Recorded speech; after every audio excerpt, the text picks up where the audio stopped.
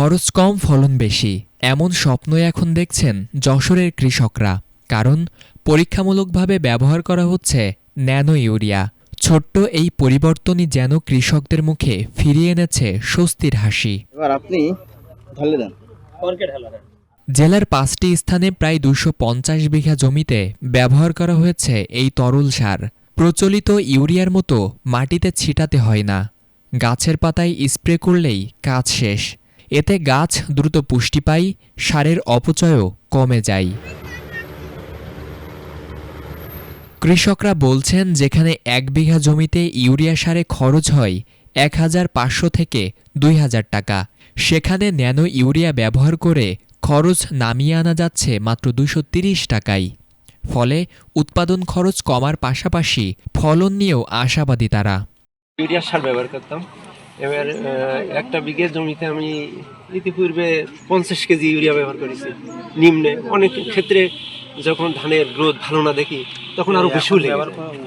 কিন্তু এই ন্যানোদের সাথে আমাদের হঠাৎ করে একদিন ধান রোপণের পরে এই রোডের পরে আলাপ হলি বলছে, আপনি আবাদ করেন? আমি বলছি হ্যাঁ আমি আবাদ করি। তা বলছে ইউরিয়া তো ব্যবহার করেন? তো বলছি হ্যাঁ করি। তা বলছে ইউরিয়া ব্যবহার না করি আমরা যদি এক ধরনের তরল পদার্থ দিই ইউরিয়ার পরিপ্রেক্ষিতে, তাহলে যদি একই কাজ করে তিনি ব্যবহার করবেন? তো বলছে হ্যাঁ দাও করবো। তো বলছে আপনার জমি কোথায়? আমি বললাম রোডের সাইডে আছে।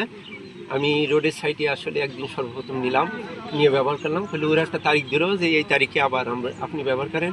আমি সত্যি ৩ বার ব্যবহার করেছি, কিন্তু সেই জমির যে গ্রোথ ধানের, তা ওই যে ইউরিয়া ব্যবহার করেও যে গ্রোথ ছিল একই গ্রোথই আছে। আমি আজও তাতে কোনো কিছু ব্যবহার করিনি। হ্যাঁ খরচ অবশ্যই তো কম বেশি হলে। তা আমরা প্রথম চাষে মনে করেন ইউরিয়া আমরা প্রথমে ধানের চাষ করতে গেলে আমাদের ধান পাকা পর্যন্ত ৫৫ কেজি, ৬০ কেজি, ৫০ কেজি এর ভিতরে আপ ডাউন করে। তাতে আমাদের খরচ আসে দেখা যাচ্ছে ৫০ কেজি ধলি যদি ধরা হয়, তাহলে এই ৫০ কেজি ইউরিয়ার দাম ১৩৫০ টাকা সরকারি রেট। আর যদি এমনি দোকানতে খুচরা কায়দায় নেওয়া হয়, তাহলে ওটা মনে করেন আমাদের ১৪০০ ১৪৫০ পড়ে যায়। আর ন্যানো ইউরিয়া বিঘায়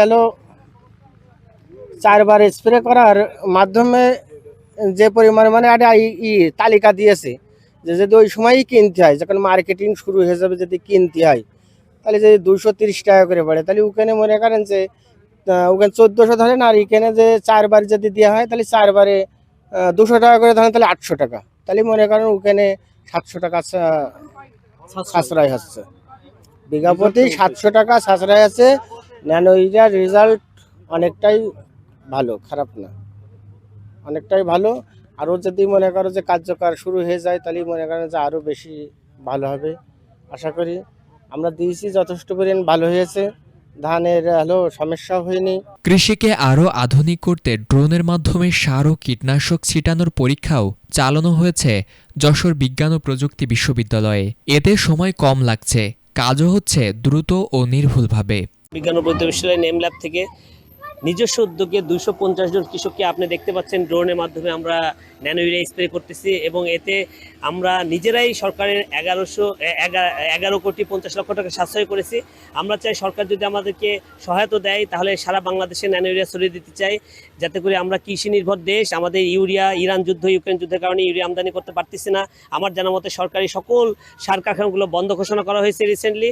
এই অবস্থায় সরকার এগিয়ে আসলে ন্যানো ইউরিয়ার চাহিদা পূরণ করা সম্ভব। এতে হাজারো কোটি টাকা সরকারের সাশ্রয় হবে বলে আমরা আশা প্রকাশ করি। আমরা বিনীত অনুরোধ জানাবো নতুন সরকারকে অতি দ্রুত একটা নীতিমালা করে এবং ড্রোন আমদানি নীতিমালা করে সারা বাংলাদেশের জন্য ন্যানো ইউরিয়া পৌঁছে দেওয়া হয়। দীর্ঘ ৮ বছরের গবেষণায় এই ন্যানো ইউরিয়া উদ্ভাবন করেছেন তিনি। সংশ্লিষ্টরা বলছেন, মাঠ পর্যায়ে এটি ছড়িয়ে পড়লে দেশের কৃষিতে আসতে পারে এক নীরব বিপ্লব। এবার আপনি ঢালে দেন। ফরিদুল ইসলাম ইমন, এটিএন বাংলা, ঢাকা।